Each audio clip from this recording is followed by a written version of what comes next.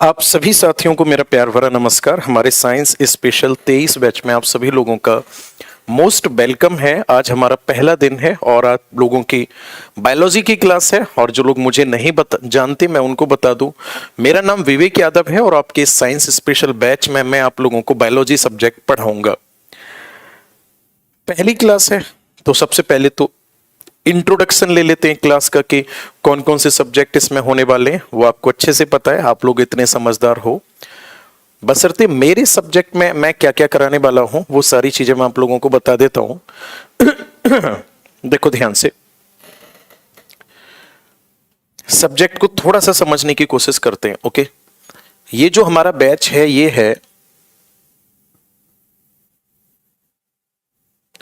ये जो हमारा बैच है ये है साइंस स्पेशल 23 बैच। किस किस एग्जाम को टारगेट करेगा? जो भी एसएससी के एग्जाम होते हैं, रेलवे के एग्जाम होते हैं, सीडीएस का एग्जाम है, एनडीए का एग्जाम है, किसी भी कॉम्पिटिटिव एग्जाम की अगर हम बात करेंगे, स्टेट पीसीएस का एग्जाम है, उसके लिए भी टारगेटेड होगा। यहां तक कोई भी एग्जाम होता है उसमें जो साइंस के क्वेश्चंस पूछे जाते हैं, ध्यान से समझना, जो आपसे क्वेश्चंस पूछे जाते हैं उन सभी के सभी क्वेश्चंस को टारगेट करेंगे। ओके, अगर मैं क्लासेस की बात करूंगा तो देखो क्लासेस जो होती हैं वो डिपेंड करती हैं। कई बार क्या होता है, कभी स्लो पढ़ा दिया, कभी थोड़ा फास्ट करा दिया। मतलब अप्रोक्सीमेटली जो क्लास रहती है वो लगभग 40 से 45 के आसपास हो सकती है।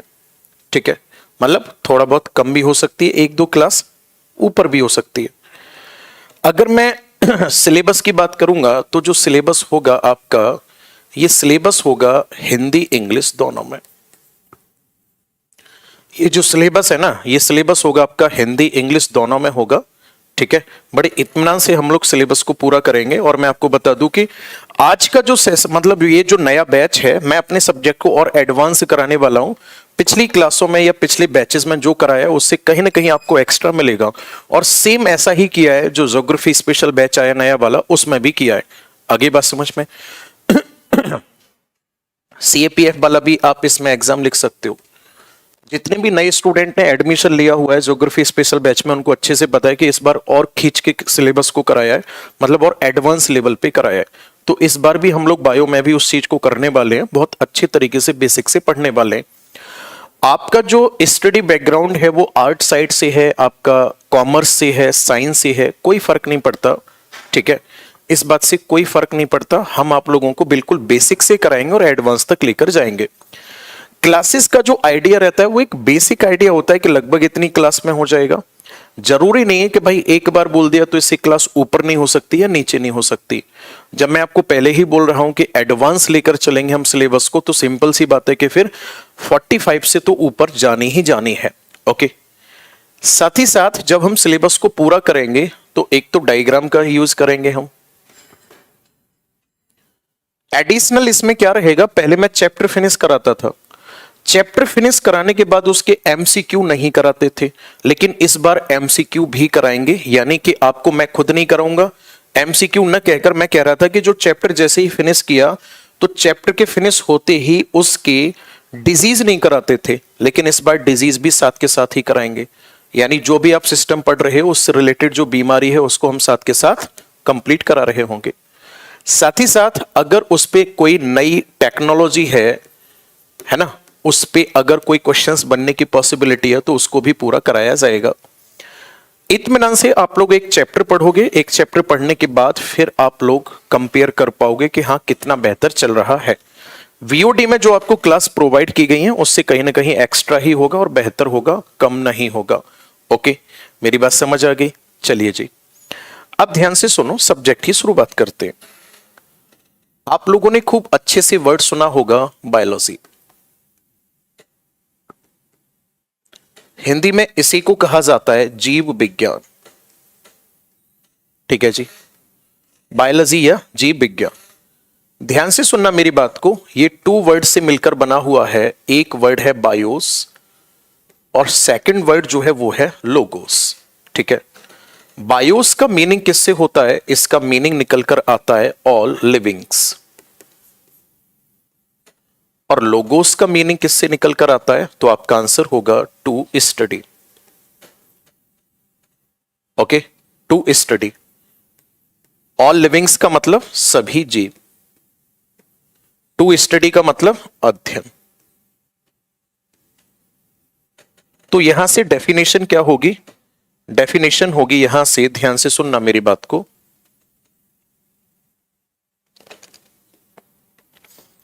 Study of all livings. Study of all livings called biology. Hindi में इसी को कहा जाएगा सभी जीवधारियों का अध्ययन।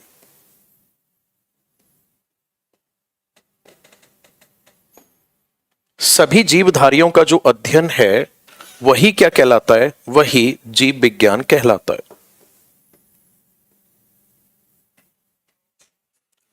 अब ध्यान से सुनना मेरी बात को। अगर मैं बात करूंगा आपसे यहीं पर कि जो बायोलॉजी है, इस बायोलॉजी वर्ड को देने वाले कौन थे, है ना? ये जो बायोलॉजी वर्ड है, इस बायोलॉजी वर्ड को किसने दिया था? तब आपका आंसर होगा, एक व्यक्ति थे लैमार्क और जो दूसरे व्यक्ति थे उनका नाम था ट्रिवेरेनस। किसने दिया था ये वाला शब्द? तो आपका आंसर होगा लैमार्क एंड ट्रेवेरेनस।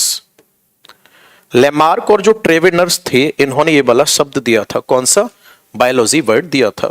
लेकिन वहीं अगर मैं आपसे बात करूंगा कि इस जीव विज्ञान का जनक किसे माना जाता है, यानी कि फादर किसको एक्सेप्ट किया गया है, तो आपका आंसर होगा फादर माना जाता है किसको? आंसर होगा आपका अरस्तु को माना जाता है। जीव विज्ञान का जनक किसको माना जाता है? तो आपका आंसर क्या होगा? अरस्तु को जनक माना जाता है। क्यों माना जाता है? क्योंकि अरस्तु पहले ऐसे व्यक्ति थे जिन्होंने कहा था कि मैं जीवधारियों को उनके निवास स्थान के आधार पर क्लासिफाइड करूंगा, यानी कि मैं ये बताऊंगा कि कौन सा जीव कहां रहता है, किस प्रकार का जीव है, वो अपना जीवन यापन कैसे कर रहा है। हालांकि हैबिटेट एरिया यानी कि रहने के स्थान पर जीवधारियों का क्लासिफिकेशन का जो आइडिया था वो फ्लॉप रहा, लेकिन फिर भी एक इनिशिएट लेने का काम यानी शुरुआत करने का काम जो था वो किसने किया? अरस्तु ने किया। इसीलिए अरस्तु को जीव विज्ञान का जनक माना जाता है। अगर हम सिलेबस की बात करेंगे तो ध्यान से समझना, सिलेबस जो है, जो बायो का सिलेबस है, इसको 3 पार्ट में डिवाइड कर दिया जाता है। पहला जो सेक्शन होता है वो कहलाएगा आपका जूलॉजी।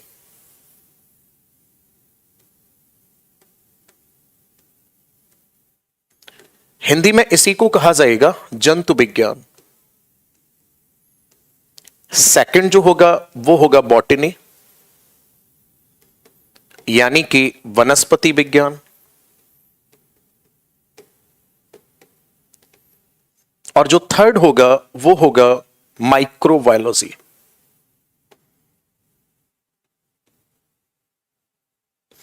यानी कि सूक्ष्म विज्ञान, सूक्ष्म जीव विज्ञान।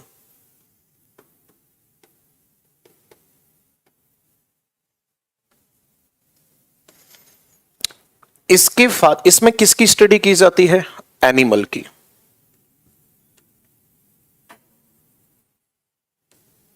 और इसके फादर कौन है जूलॉजी के? तो फादर की अगर मैं बात करूंगा तो ध्यान से समझना हर बार ऐसे ही बोलते हैं कि लास्ट बैच से ज्यादा होगा बोलते हैं, लेकिन लास्ट 2 बैच में भी ऐसे ही बोला था एंड फिर ऐसे ही उड़ा दिया सिलेबस। होम पेज पे कंप्लेन करूंगा डरा रहा है, कर दे, ठीक है? डेमो देख ले एक बार, होश उड़ा दूंगा तेरे।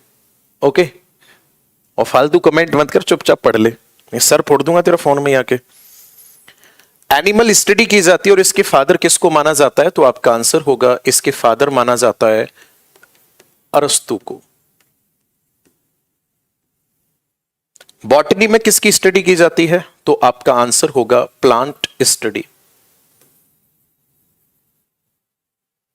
और इसके फादर किसको माना जाता है? तो आपका आंसर होगा थियोफ्रेस्टस को। नाम भी लिख देता हूं मैं।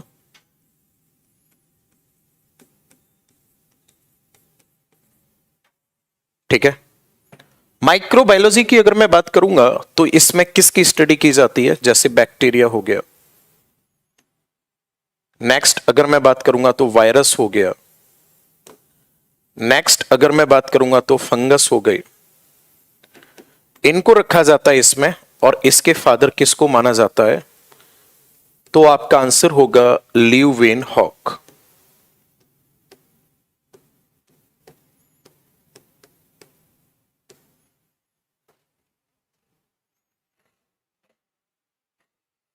Okay, Leeuwenhoek.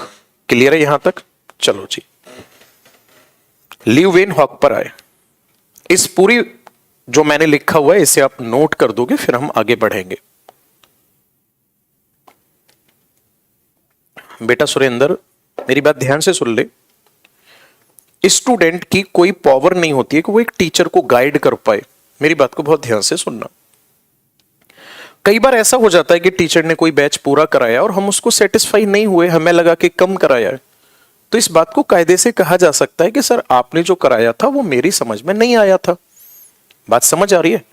क्योंकि हर किसी की अप्रोच, हर किसी का सोचने का नजरिया और हर किसी की ख्वाहिशें अलग अलग होती है।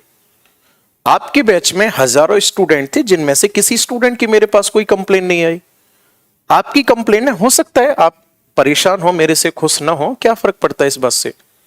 आजकल की तो दुनिया में ऐसे भी लोग हैं जो अपने घर वालों से खुश नहीं है, भगवान से खुश नहीं है। तो मैं आपको एक सजेशन देना चाहूंगा कि आप अगर यहां आए हो, क्लास कर रहे हो, तो आप इत्मीनान से क्लास करो। डेमो क्लास है, आप बकवास करेंगे मैं यहां से आपको ब्लॉक करा दूंगा, क्योंकि आप अपना डेटा भी फूक रहे हो क्लास देखने में, टाइम भी खराब कर रहे हो। तो मुझे लगता है कि आपको अगर चीजें नहीं आती तो सीखना चाहिए, और जो चीजें आती हैं उनको रिवाइज करना चाहिए। समझ रहे ना आप मेरी बात को? नोट करो भाई इसको, फिर आगे बढ़ते। मैं जो लिखूंगा ना ये बोर्ड पे, उस सब की पीएनजी आपके पास होगी, आप उससे भी बार दोबारा लिख सकते हैं। सिलेबस समझ लो जल्दी से, फिर मैं टॉपिक शुरू करूंगा। सिलेबस में मैं सबसे पहले आपको पढ़ाऊंगा ह्यूमन सिस्टम, और थोड़ा सा चेंज करेंगे। सबसे पहले मैं कराऊंगा आपको स्केलेटल।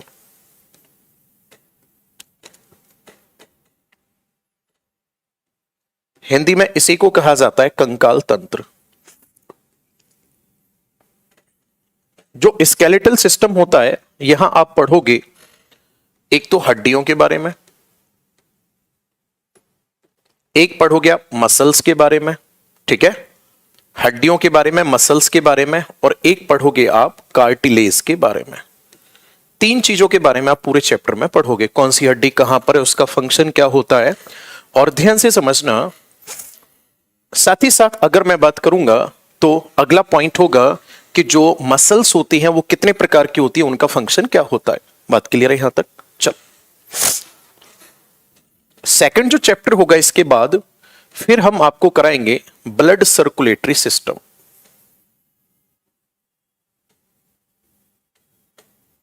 यानी कि रक्त परिसंचरण। इस वाले चैप्टर में आप पढ़ोगे रक्त परिसंचरण में, ध्यान से सुनना, आप पढ़ोगे ब्लड के बारे में प्लस ह्यूमन हार्ट के बारे में, फिर आप पढ़ोगे ब्लड ग्रुप के बारे में। तीसरा जो चैप्टर होगा वो चैप्टर होगा फिर आपका रेस्पिरेशन, यानी श्वसन। जो रेस्पिरेशन वाला चैप्टर होगा इसमें आप पढ़ोगे स्पेशली किसके बारे में, लंग्स के बारे में, और आप ये भी पढ़ोगे कि रेस्पिरेशन जो होता है बेसिकली कैसे होता है, यानी कि जो श्वसन क्रिया है उसमें एनर्जी जो होती है वो कैसे उत्पन्न की जाती है। रेस्पिरेशन के बाद फिर जो नया चैप्टर है आपको फिर कराएंगे ह्यूमन ब्रेन। ह्यूमन ब्रेन में आप पढ़ोगे इसके पार्ट के बारे में, कौन सा पार्ट क्या रोल प्ले करता है, और इसी में एक नया टॉपिक आपका जुड़ जाएगा ग्लैंड्स, यानी कि ग्रंथि। ग्रंथि वाले टॉपिक में आप ये पढ़ोगे कि जो ग्रंथि होती है इनका फंक्शन क्या होता है। ग्रंथि का कार्य क्या है, साथ ही साथ ग्रंथि से कौन कौन से हार्मोन निकलते हैं। इसके बाद फिर आप नेक्स्ट चैप्टर जो पढ़ोगे वो पढ़ोगे एक्सक्रीटरी सिस्टम या एक्सक्रीशन यानी कि उत्सर्जन। और जो एक्सक्रीशन होता है इसकी अगर मैं बात करूंगा तो इसमें आप पढ़ोगे स्पेशली किसके बारे में, किडनी के बारे में। ठीक है जी। नेक्स्ट चैप्टर जो होगा इसके बाद, किडनी के बाद नेक्स्ट चैप्टर जो होगा आपका वो होगा फिर रिप्रोडक्शन, यानी कि प्रजनन।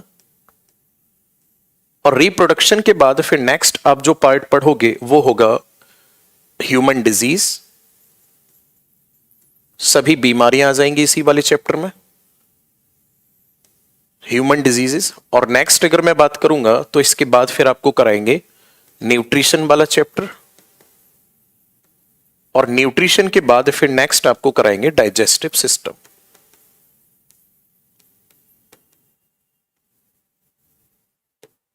ये टोटल 10 चैप्टर होंगे आपके ह्यूमन सिस्टम से रिलेटेड। ओके, विटामिन वगैरह जो होंगी सब न्यूट्रिशन वाले में आ जाएंगी। विटामिन है, फैट है, कार्बोहाइड्रेट है, प्रोटीन है, ये सब। इतना कंप्लीट होने के बाद फिर 11वां जो चैप्टर होगा आपका वो होगा सेल एंड सेल थ्योरी, यानी कि कोशिका और कोशिका सिद्धांत, यानी कोशिका प्लस कोशिका सिद्धांत। कोशिका और कोशिका सिद्धांत। इसके बाद फिर नेक्स्ट चैप्टर जो होगा जो मैं आपको कराने वाला हूं, इसके बाद का जो चैप्टर होगा वो होगा आपका क्लासिफिकेशन।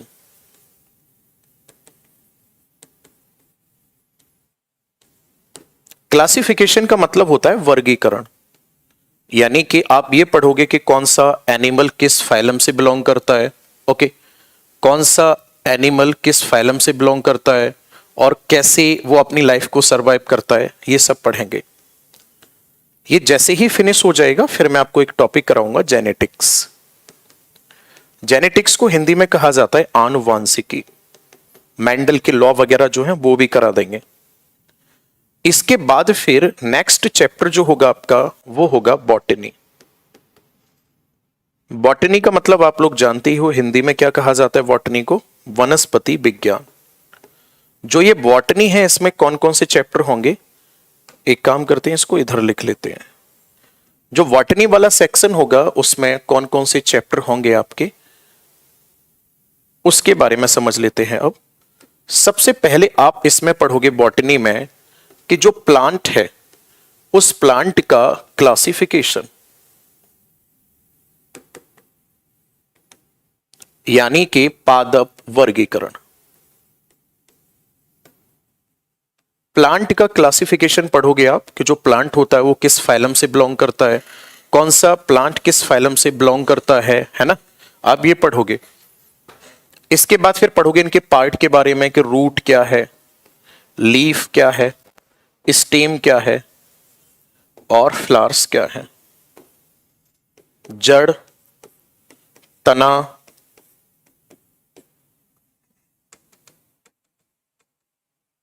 जड़, पत्ती, तना और फूल। नेक्स्ट अगर मैं बात करूंगा तो इसके बाद फिर आप पढ़ोगे प्लांट के हार्मोन के बारे में।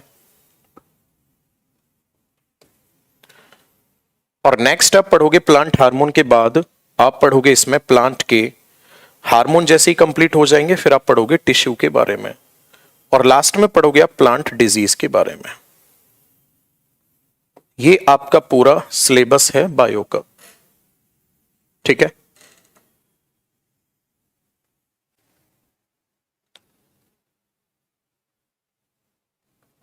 हर बार कहीं से भी शुरू कर देते हैं क्योंकि इधर से कहीं से भी शुरू कर लो रिलेट होता चला जाता है। इस बार डेमो में मैं जो कराने वाला हूं आपको वो स्केलेटल सिस्टम कराने वाला हूं। यहां से हम लोग शुरू करेंगे और इसी सीक्वेंस में चैप्टर को आगे तक लेकर जाएंगे। अगर आपको ऐसा लगता है कि सर ने कुछ छोड़ा हुआ है तो आप सजेस्ट कर सकते हैं, मैं उसको बता दूंगा। मेरी बात पूरी समझ आ गई? कमेंट करो जल्दी से। हटा दूं मैं इसको? क्यों? हाँ या ना, जल्दी से कमेंट करो। पूरा कंप्लीट यहां तक, आगे बढ़ें, पहला चैप्टर शुरू करें। चलो, आप लोग हेडिंग डालो,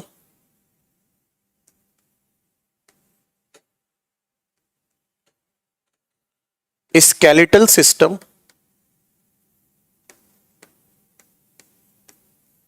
कंकाल तंत्र। ठीक है, सबसे पहले हमें बात करनी है, ध्यान से समझना, कि जो स्केलेटल या कंकाल होता है, ये स्केलेटल या कंकाल होता कितने प्रकार का है। एक सेकेंड,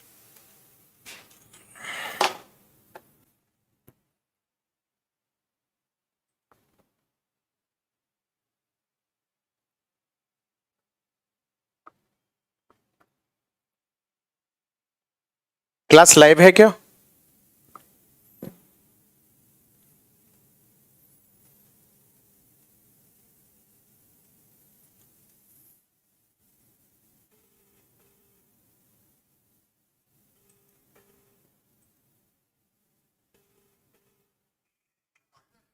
देखना एक बार आके, क्लास शायद मतलब पॉज हो गई है।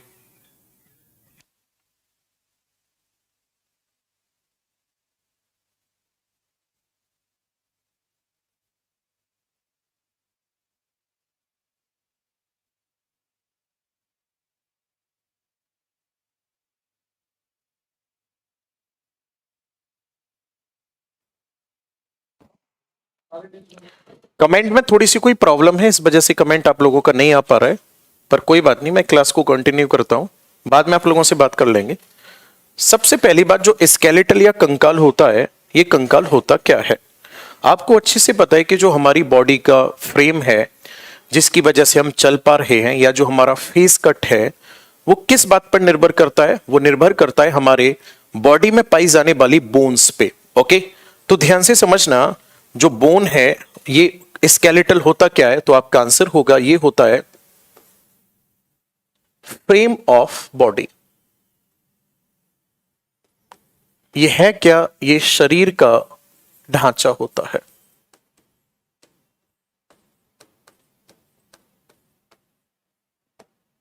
दूसरी बात, अगर आपसे पूछा जाता है कि किसका बना हुआ होता है, तो आप लिखोगे it formed by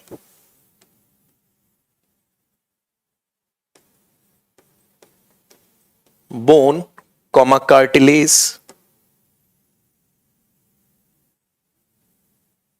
bone, cartilage and muscles.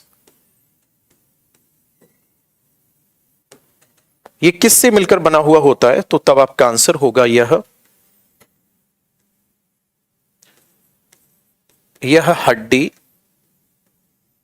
उपास्थि और किससे?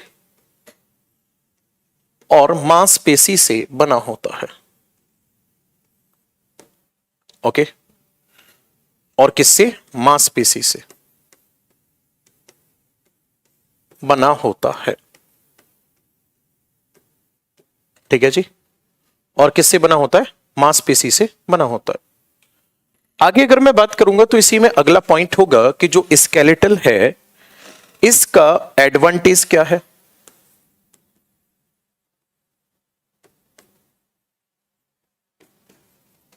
इसका लाभ क्या है। एडवांटेज में पहला पॉइंट होगा, जो इसका एडवांटेज है वो पहला है, ये प्रोवाइड कराता है क्या? Shape of body. ये क्या देता है? तो आपका आंसर होगा, ये शरीर का आकार बनाता है। ठीक है, सेकंड अगर मैं बात करूंगा, तो सेकंड में आ जाएगा, और क्या करता है? ये लोकोमोशन कराता है, लोकोमोशन इन बॉडी। राइट, क्या करता है? ये बॉडी में लोकोमोशन करता है। आगे बात समझ में? बॉडी में लोकोमोशन कैसे करता है ये? यानी कि इसके कारण शरीर में गति होती है। थर्ड नंबर पे अगर मैं बात करूंगा तो इसी में आ जाएगा, ध्यान से सुनना, जो ये स्केलेटल है इसमें क्या होता है, स्मूथ ऑर्गन्स जो होते हैं उन स्मूथ ऑर्गन्स को ये प्रोटेक्शन प्रोवाइड कराता है। ओके, ध्यान से समझना, protect smooth organs of body. जो मुलायम अंग होते हैं ना, ये मुलायम अंगों की सुरक्षा करता है।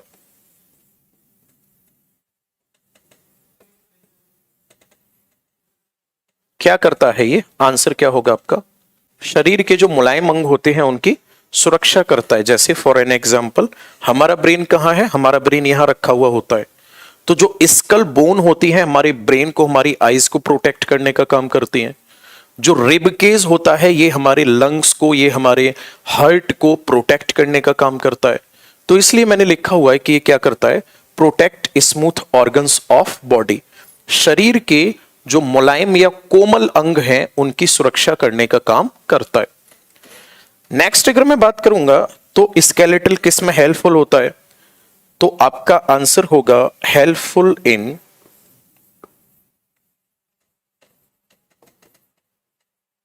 सेल्फ प्रोटेक्शन, है ना, यानी कि स्वयं की सुरक्षा या बचाव में सहायक। भाई हम अपने आप को प्रोटेक्ट कर पाते हैं किसकी वजह से, स्केलेटल की वजह से। ठीक है जी, किसकी वजह से, स्केलेटल की वजह से। साथ ही साथ इसमें अगर मैं बात करूंगा तो और क्या हो सकता है, इसमें स्केलेटल जो होता है और क्या हेल्प करता है, तो आपका आंसर होगा स्केलेटल की वजह से ही हम क्या कर पाते हैं, वी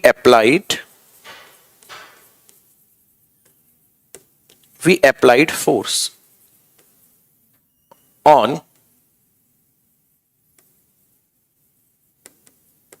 any objects।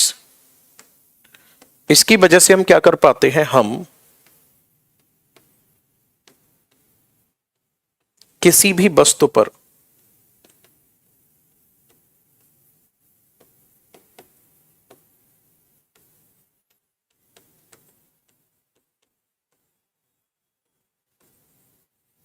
बल लगा पाते हैं। इतने कार्य हो जाएंगे किसके, स्केलेटल सिस्टम के। बैकएंड की तरफ से कुछ प्रॉब्लम है कमेंट में, अभी कमेंट शो नहीं कर रहे हैं आपके, तो अभी आप केवल टॉपिक पर फोकस कर सकते हैं। जैसे ही कमेंट शो होंगे मैं नाम लेना शुरू कर दूंगा। ये हो गया पूरा का पूरा जो हमारा स्केलेटल होता है उसका एडवांटेज क्या है और उसके, या फिर हम यूं कह सकते हैं, कार्य क्या है। बात समझ आ रही है? अब ध्यान से समझना, जो ये स्केलेटल होता है कितने टाइप का होता है।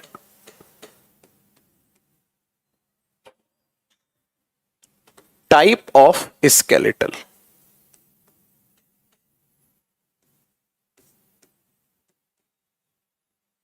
इसी में पढ़ोगे आप कंकाल के प्रकार। टाइप ऑफ स्केलेटल या कंकाल के प्रकार। बेसिकली जो स्केलेटल है इसको टू टाइप से डिवाइड किया जाता है ह्यूमन बॉडी में। ओके, ध्यान से समझना, इट कैन बी डिवाइडेड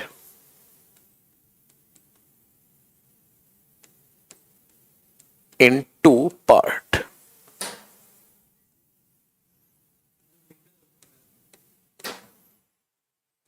इसे दो भागों में बांटा जाता है।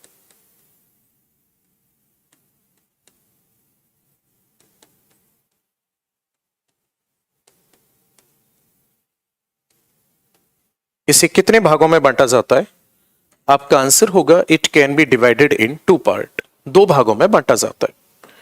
कौन कौन से होता है इसमें कंकाल, तो ध्यान से सुनना मेरी बात को। एक जो कंकाल होता है वो कौन सा होता है, एक तो होता है, ध्यान से सुनना, एक तो होता है एक्सोस्केलेटल, यानी कि बाह्य कंकाल। एक होता है एक्सोस्केलेटल यानी कि बाह्य कंकाल, और जो दूसरा होता है वो होता है एंडोस्केलेटल।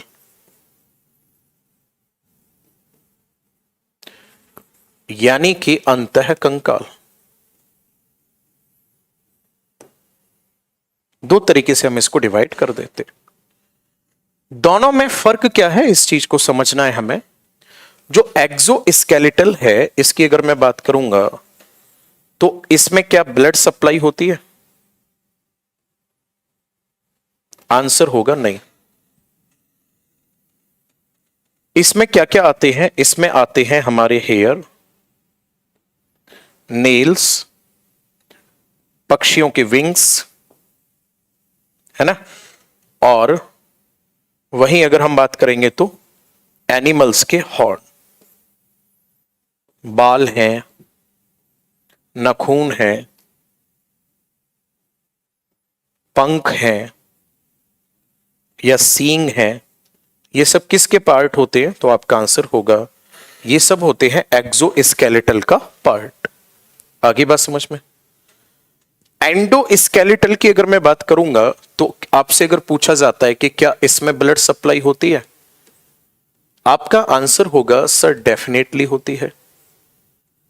इसमें ब्लड सप्लाई होती है, बिल्कुल होती है। अब ध्यान से सुनना मेरी बात को, आगे जो मैं बताने वाला हूं इसको फर्दर टू पार्ट में डिवाइड कर दिया जाता है। इसके टू पार्ट कौन कौन से हैं वो भी समझते हैं। एक जो एंडोस्केलेटल का पार्ट है उसे कहा जाता है, आपका आंसर होगा एक्सियल स्केलेटल, यानी कि अक्षीय कंकाल।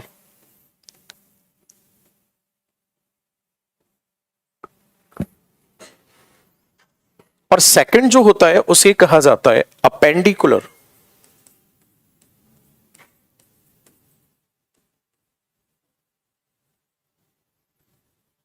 यानी कि उपाक्षीय कंकाल।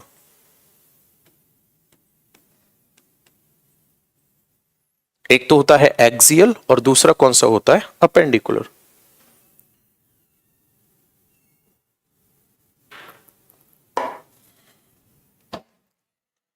एक्सियल का मतलब क्या होता है? जैसे मैं सीधा खड़ा हुआ हूं, अब एक्सियल में क्या आ जाएगा? यहां से ये पूरा फेस, फेस के बाद पीछे रीढ़ की हड्डी और आगे ये पसलियां, ये एकदम सीधी एक लीनियर पोजीशन में है या एक्सिस की फॉर्म में है। हाथ दोनों साइड में है और पैर भी दोनों साइड में है। आगे बात समझ में? बात क्लियर है? बिल्कुल आप ऐसे यूं खड़े हुए, ऐसे यूं करके, ओके। तो एक्सियल पोजीशन में क्या क्या आएगा?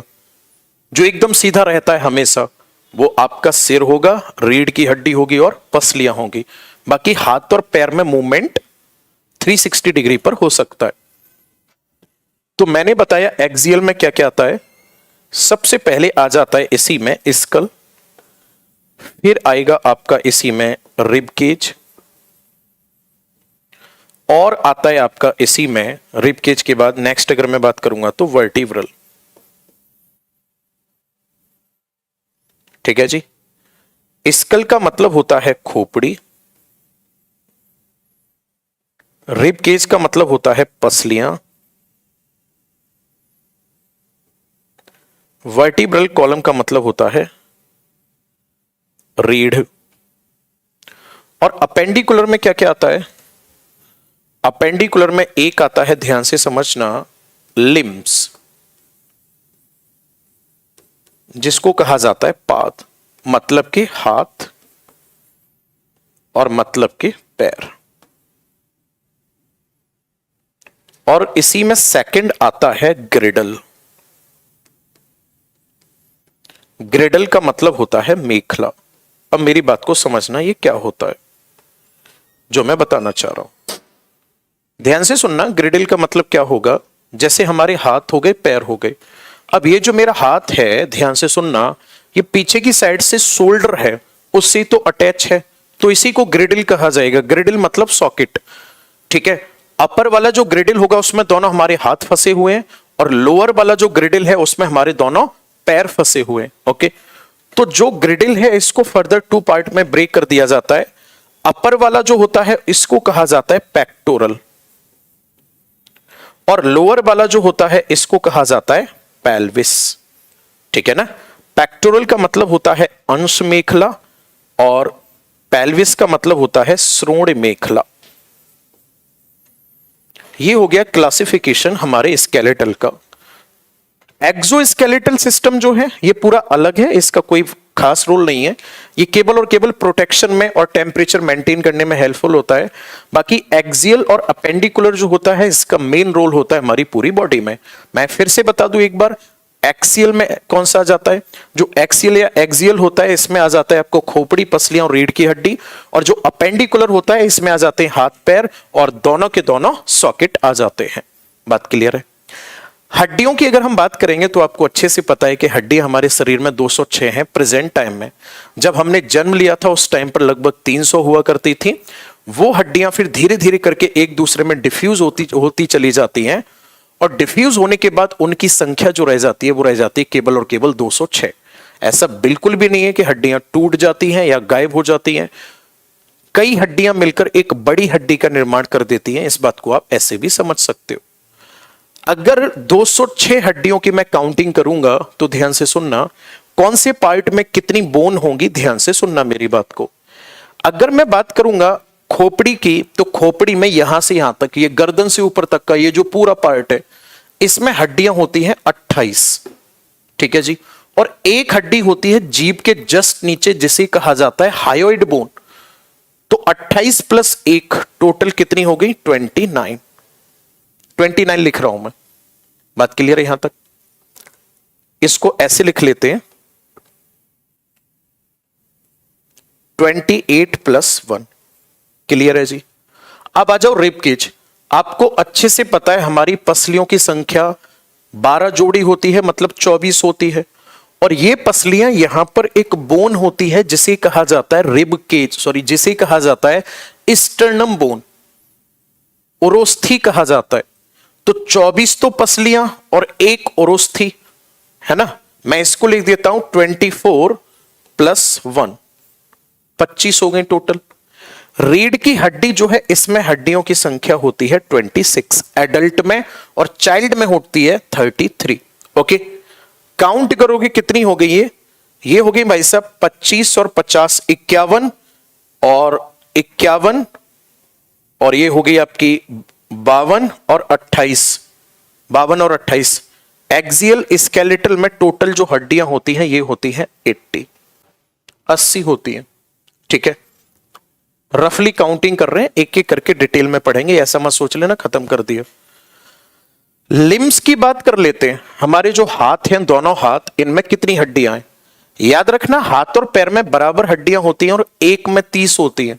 ठीक है, एक में कितनी होती हैं? 30। तो दोनों हाथ में कितनी हड्डियां हो गई? 60। दोनों पैर में कितनी हड्डियां हो गई? 60।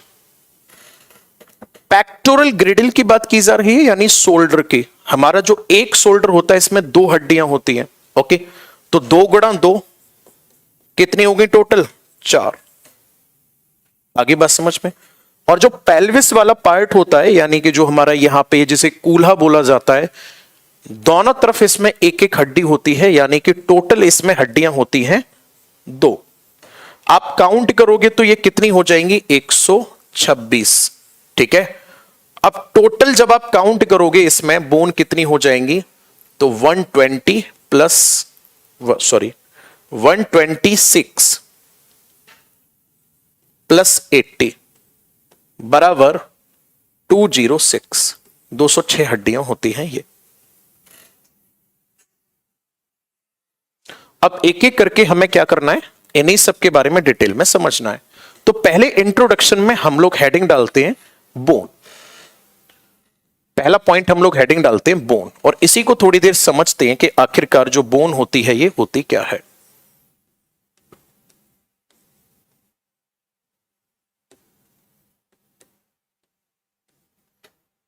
बोन्स या हड्डियां। सबसे पहला पॉइंट होगा कि अगर आपसे यह पूछा जाता है कि जो हड्डियां होती हैं ये हड्डियां होती क्या हैं। ओके, ठीक। सबसे पहले अगर आपसे यह पूछा जाता है कि जो हड्डियां होती हैं वो हड्डियां होती क्या हैं, तो तब आपका आंसर होगा जो हड्डियां होती हैं वो कनेक्टिव टिश्यू मानी जाती हैं। ओके, जो हड्डियां होती हैं उन्हें क्या माना जाता है? तो आपका आंसर होगा उन हड्डियों को माना जाता है कनेक्टिव टिश्यू। कमेंट आ चुके हैं अब आप लोगों के, अब आप कमेंट कर सकते हैं। आशीष का कमेंट आ रहा है, नमस्ते सर, आपका ज्योग्राफी स्पेशल बैच लिया था, बहुत अच्छे से समझ आया, इसीलिए बायो का बैच लिया है। ये भी वैसे ही समझ आए उम्मीद है। बिल्कुल आपकी उम्मीदों पे पानी नहीं फेरा जाएगा, सब कुछ समझ आएगा। ओके, एक बार सारे लोग कमेंट करके मुझे ये बता दो कि जो मैंने लास्ट वाली स्लाइड में आप लोगों को बताया है, यहां तक किसी का कोई डाउट तो नहीं था? ओके, जल्दी से बताओ, यहां तक किसी का कोई डाउट तो नहीं था? एक बार जल्दी से कमेंट में आओ। अमन का कमेंट आ रहा है कितने दिनों में पूरा होगा? लगभग 2 से 2.5 महीने का टाइम तो लगेगा ही लगेगा, उससे पहले फिनिश होने की उम्मीद मत करना। ओके, विकास का कमेंट आ रहा है no doubt sir. Okay, thank you. Preet का कमेंट आ रहा है sir is blood also a connective tissue? बिल्कुल बेटा, जो ब्लड है वो भी कनेक्टिव टिश्यू होता है। ठीक है, हड्डियां भी कनेक्टिव टिश्यू होती हैं और मसल्स भी कनेक्टिव टिश्यू होती हैं। ओके, चलिए जी, कोई डाउट नहीं है।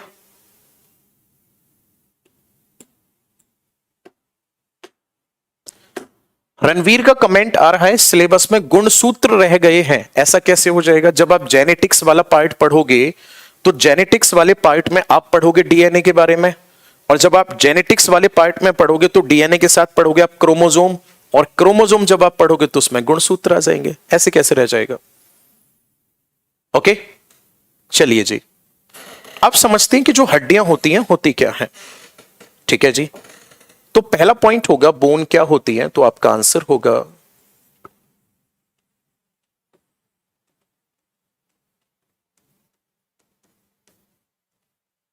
Bones are connective tissue.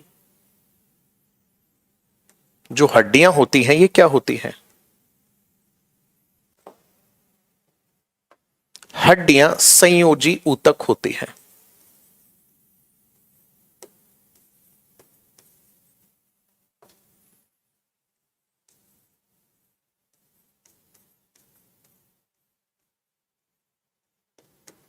आगे बात समझ में? हड्डियां जो होती हैं वो क्या होती हैं? संयोजी ऊतक होती है। क्लियर है जी? नेक्स्ट अगर मैं बात करूंगा बोन की, तो संयोजी ऊतक क्यों माना जाता है? तो इसके पीछे कारण है, क्योंकि ये क्या करती है? It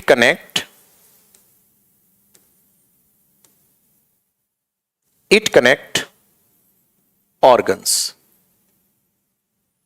okay, it connect organs और बॉडी पार्ट्स। भाई हड्डियां क्या करती हैं? एक दूसरे से जुड़ी हुई होती है, तो ये क्या करती हैं? और ऑर्गन्स न लिखकर हम इसको लिखेंगे और स्केलेटल पार्ट,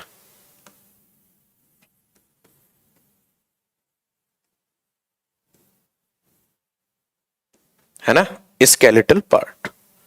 ध्यान से समझना ये क्या करती हैं, तो आपका आंसर होगा यह कंकाल के भागों को,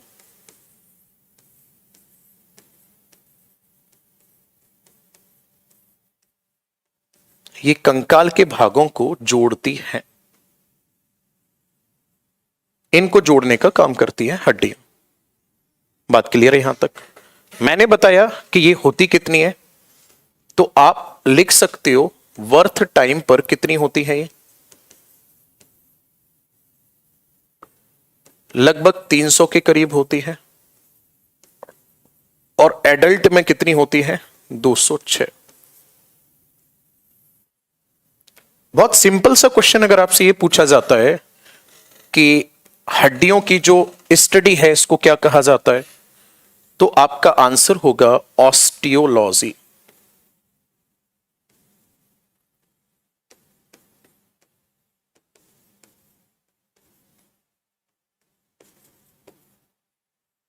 ऑस्टियोलॉजी कहलाती है क्या? हड्डियों की स्टडी। अब ये समझ लेते हैं कि जो हमारी हड्डियां हैं, ध्यान से समझना, अब ये समझ लेते हैं कि जो हमारी हड्डियां हैं ये हड्डियां किस चीज की बनी हुई होती हैं। बात क्लियर है यहां तक?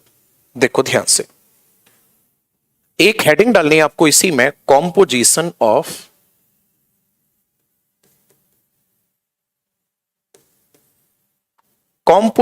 ऑफ बोन, यानी कि हड्डियों का संगठन।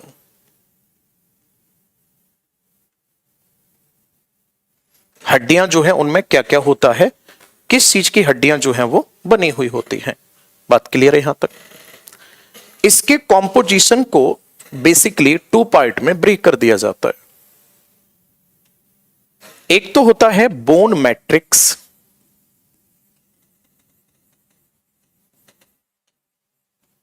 मैट्रिक्स का मतलब फ्लूइड होना, यानी कि मैं इसको लिख देता हूं अस्थि मैट्रिक्स।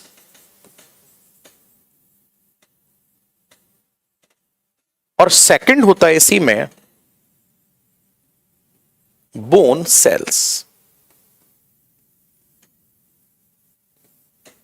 अस्थि कोशिका। ठीक है जी।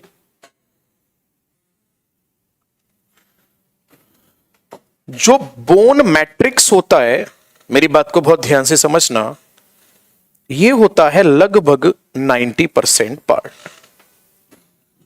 और जो बोन सेल्स होती हैं यह होता है 10% पार्ट। क्लियर है जी। अब जो बोन मैट्रिक्स होता है, ध्यान से सुनना, इसमें बोन मैट्रिक्स की अगर मैं बात करूंगा तो इसमें 2 तरीके से चीजें पाई जाती हैं, है ना। इसमें कितने तरीके से चीजें पाई जाती हैं? 2 तरीके से। और इसमें जो 2 तरीके से चीजें पाई जाती हैं, ध्यान से सुनना, उनमें क्या क्या होता है। एक तो होती है ऑर्गेनिक, और एक होती है इनऑर्गेनिक। आगे बात समझ में, यानी कि कार्बनिक पदार्थ, और एक होता है अकार्बनिक।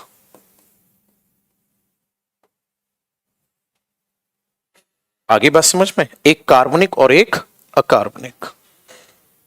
कार्बनिक और अकार्बनिक अगर आपको नहीं भी लिखना है तो आप डायरेक्टली लिख सकते हो इसमें कि जो बोन मैट्रिक्स होता है, ध्यान से समझना, इसमें एक तो पाया जाता है ओशिन प्रोटीन। क्या पाया जाता है इसमें? Ocean protein. हड्डियों में क्या पाया जाता है? ओसिन प्रोटीन। आगे बात समझ में। और ये होता है कितने परसेंट? 30%। और साथ ही साथ इसमें पाया जाता है हड्डियों में क्या? तो आपका आंसर होगा एक तो कैल्शियम और एक फॉस्फेट। और कैल्शियम और फॉस्फेट जो होते हैं ये होते हैं समथिंग अबाउट 60%। बात बराबर है। टोटल कितना हो गया? 90%।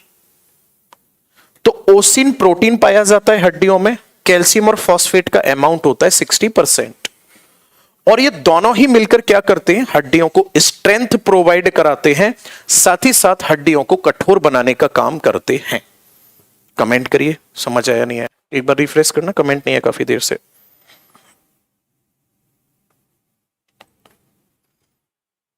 क्लियर है जी। अब देखो ध्यान से, जो बोन सेल्स होती हैं ये होती हैं टोटल 3।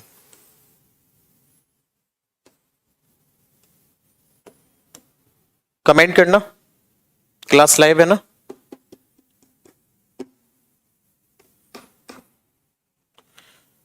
पहले नंबर पे आ जाती है ऑस्टियो ब्लास्ट, दूसरे नंबर पर आती है ऑस्टियोसाइट्स, तीसरे नंबर पर आ जाता है ऑस्टियोक्लास्ट। 3 होती है, ठीक है ना। पहली कौन सी होती है? Osteo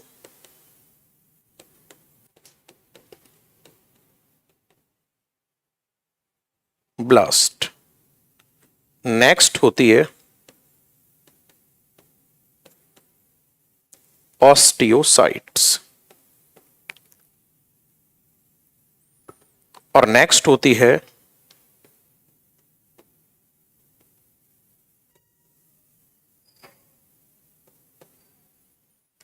osteo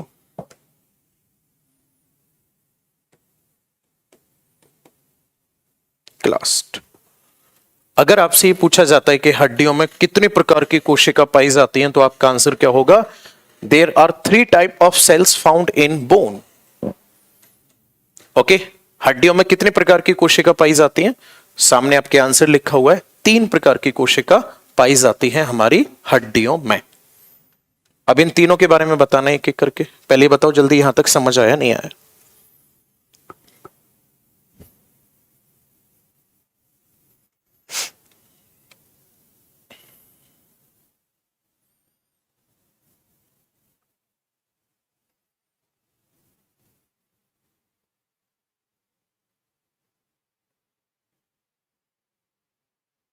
clear? चलो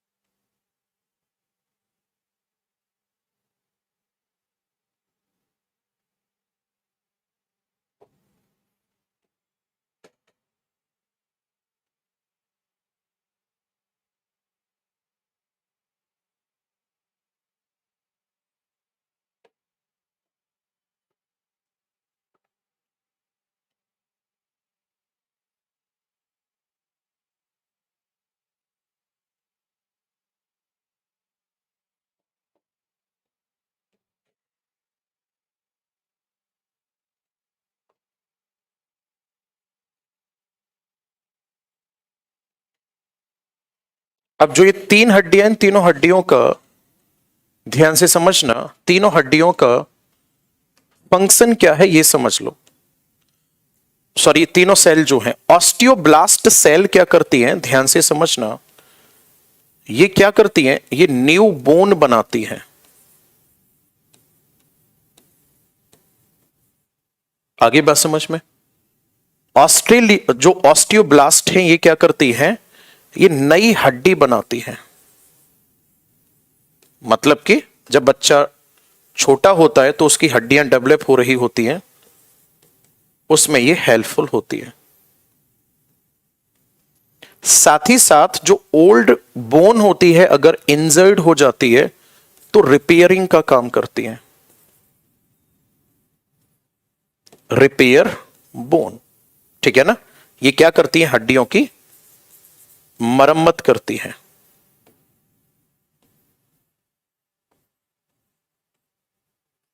ये क्या करती है? हड्डियों की मरम्मत करती है। ध्यान से सुनना, ये हड्डियों की क्या करती है? मरम्मत करती है।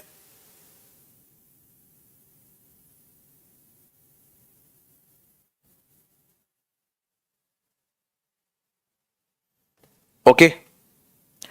ऑस्टियोसाइट्स क्या करती हैं? जो ये ऑस्टियोसाइट्स हैं, इनकी अगर मैं बात करूंगा तो ये बोन को क्या करती हैं? कनेक्ट करती हैं एक बोन को दूसरी बोन से। ये कनेक्टिविटी का काम करती हैं। कनेक्टिविटी विद किसके साथ? Connectivity with tissue.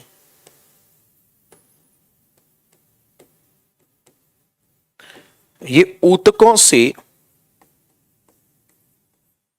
जोड़ती हैं। और ऑस्टियोक्लास्ट क्या करती हैं? ध्यान से समझना, ऑस्टियोक्लास्ट क्या करती हैं? ये जो मिनरल्स होते हैं ना बोन के अंदर, मिनरल्स को डिसॉल्व करती हैं बोन में। ऐसे समझ लो कि कैल्शियम हड्डी में है तो पूरी हड्डी में उसको भर देती है, ठीक है ना? ये क्या करती है? मिनरल्स को डिसॉल्व करती हैं, यानी कि जो लवण होते हैं, लवण को घोलती हैं।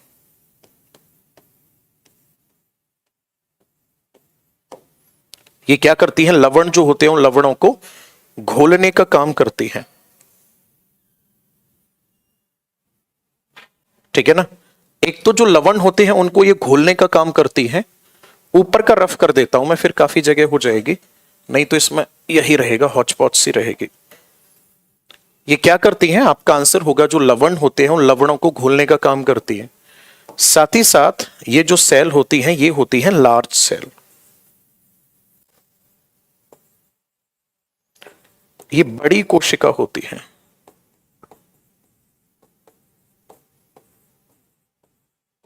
ठीक है ना? ये क्या करती है? ये कैसी कोशिका होती है? बड़ी कोशिका होती है। और आगे अगर मैं बात करूंगा तो इसी में अगला पॉइंट होगा ध्यान से सुनना, ये क्या करती हैं? प्रोवाइड करती हैं पाथ।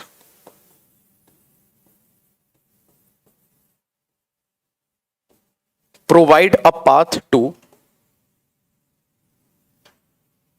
ब्लड वेसल्स एंड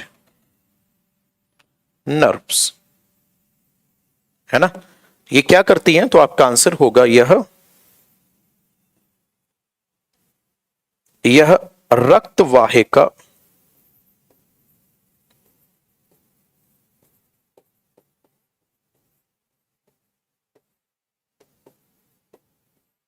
और तंत्रिका को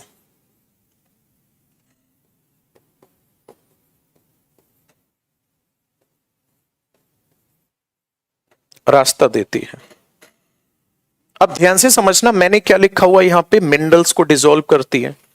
बोन के अंदर कुछ भी अगर अननेसेसरी या एक्स्ट्रा मटेरियल है तो एसिडिक एंजाइम को रिलीज करके ये कोशिका उसको खत्म कर देती है। आगे बात समझ में? गजेंद्र इतने कमेंट नहीं करते मेरे भाई, वीओडी में क्लास पूरी है, अगर नहीं होगी तो चेक करके डलवा दी जाएंगी।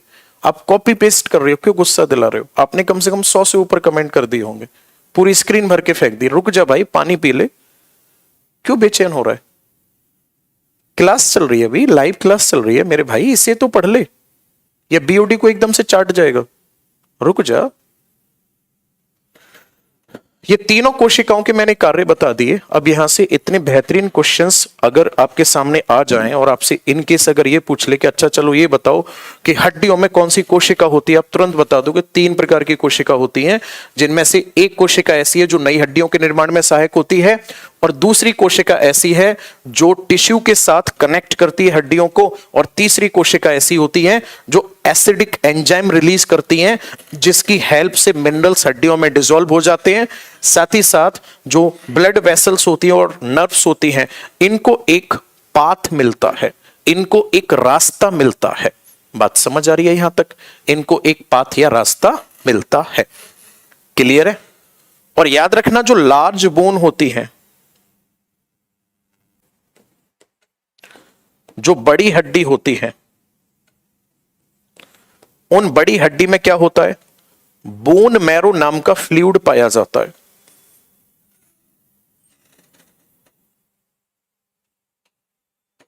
बोन मैरो नाम का फ्लूइड पाया जाता है, यानी कि इनमें पाया जाता है अस्थि मज्जा। और जो ये अस्थि मज्जा नाम का फ्लूइड होता है, यही क्या करता है? Produce blood.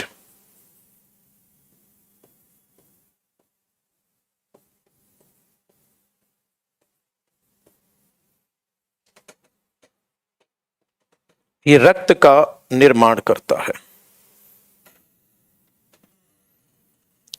ठीक है ना? इससे क्या होता है? रक्त का निर्माण होता है। अब सारे लोग कमेंट में आ जाओ, ठीक है ना? सारे लोग कमेंट में आ जाओ और मुझे ये बताओ कि 1 घंटे की डेमो क्लास है, और आपको मैं पहले बता दूं, आगे की जितनी क्लास होंगी वो अप्रोक्सीमेटली 1 घंटे की ही होंगी। ओके, पहले बता के चल रहा हूं मैं आप लोगों को। ये बताओ डेमो में समझ आया नहीं आया? सर बॉटनी भी करवाओगे क्या? बिल्कुल करवाएंगे, डेफिनेटली करवाएंगे। पूरा समझ आ गया? एक स्टूडेंट पूछ रहा था कि सर बोन मैट्रिक्स में 10% क्या होता है? 10% होता है नॉन कोलिजन प्रोटीन।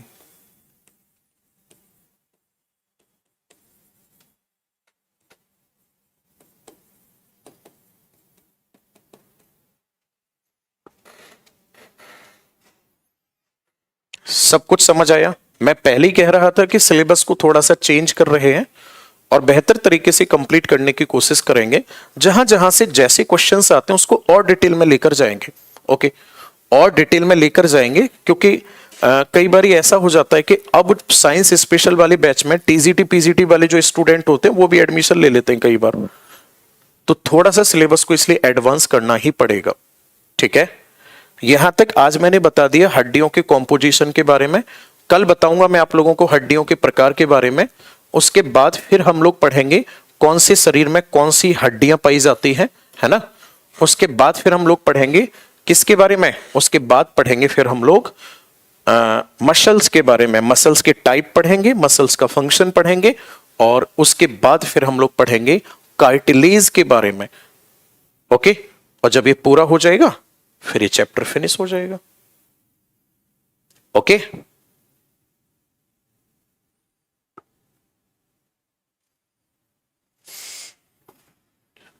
नीतीश आप जो ज्योग्राफी स्पेशल बैच है उसको आप कंटिन्यू कर सकते हैं, वो बेटर रहेगा आपके लिए। ओके,